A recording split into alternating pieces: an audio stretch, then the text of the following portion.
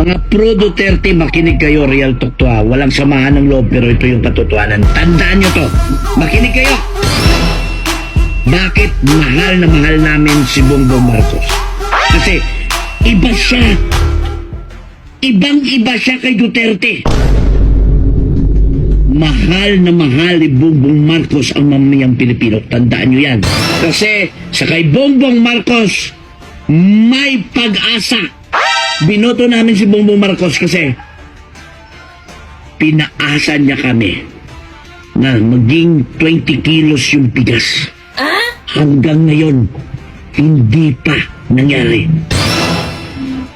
Ibig sabihin, may pag-asa pa. Kasi hindi pa tapos yung termino niya. At wag na wag nyo iyan tulad si Bongbong Marcos kay Duterte.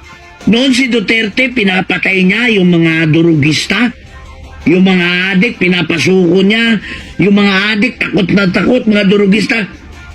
Si Bongbong Marcos, hindi ganun.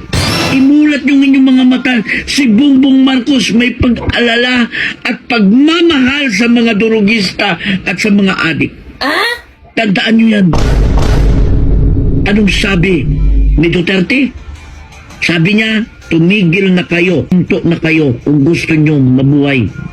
Sumuko na kayo. Iba si BBM. Si BBM, anong sabi niya? Yung may pagmamahal.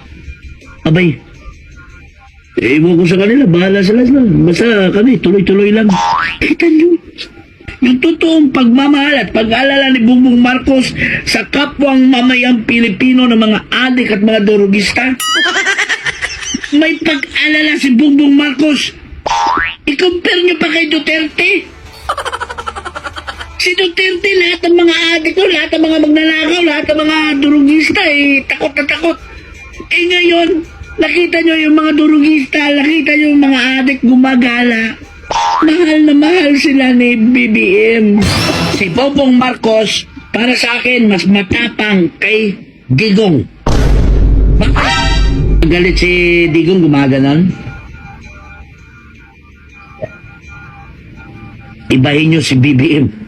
Si BBM, hindi pa galit. Gumaganon na yung bunganga. Hindi pa galit yun ah. Ito tandaan nyo. Mas matalino si BBM kaysa kay Duterte. Bakit?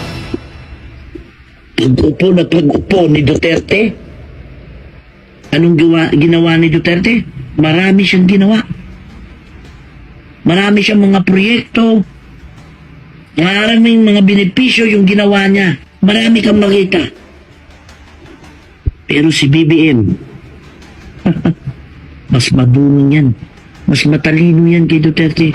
Ilang taon na, wala pa tayong nakita. Pero, nagtatrabaho siya. Ganun tatalino si BBM.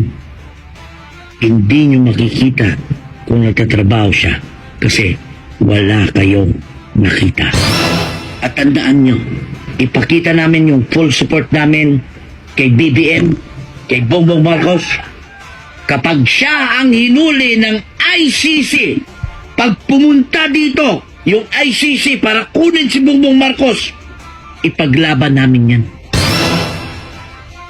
Kayo, nagtipon-tipon kayo, kayong mga pro-Duterte kayo, nagtipon-tipon kayo, nag-iyakan kayo, pinakita nyo, nag-noise barrage kayo, nagkaraban kayo. Ibahin nyo kami ng mga pro-BBM. Pag hinuli ng ICC si Bongbong Marcos, kami mismo, sisigaw namin. Ipakita namin kung gaano namin kamahal si BBM. Isisigaw namin na, ikulong! Ikulong na! Huwag nyo na patagalin pa! Ikulong na! Ikulong na! Ay, shit!